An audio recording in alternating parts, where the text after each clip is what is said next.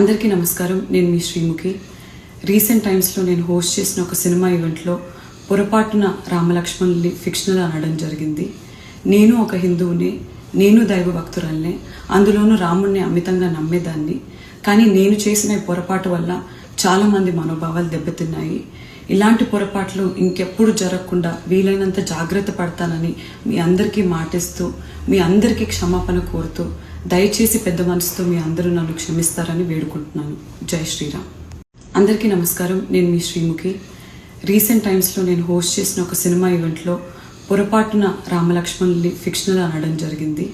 నేను ఒక హిందువుని, నేను దైవ భక్తురాల్నే, అందులోనూ రాముణ్ణి అమితంగా నమ్మేదాన్ని. కానీ నేను చేసిన ఈ పొరపాటు వల్ల చాలామంది మనోభావాలు దెబ్బతిన్నాయి. ఇలాంటి పొరపాట్లు ఇంకెప్పుడు జరగకుండా వీలైనంత జాగ్రత్త పడతానని మీ అందరికీ మాటిస్తూ, మీ అందరికీ క్షమాపణ కోరుతూ, దయచేసి పెద్ద మనసుతో మీ అందరూ నన్ను క్షమిస్తారని వేడుకుంటున్నాను. జై శ్రీరామ్.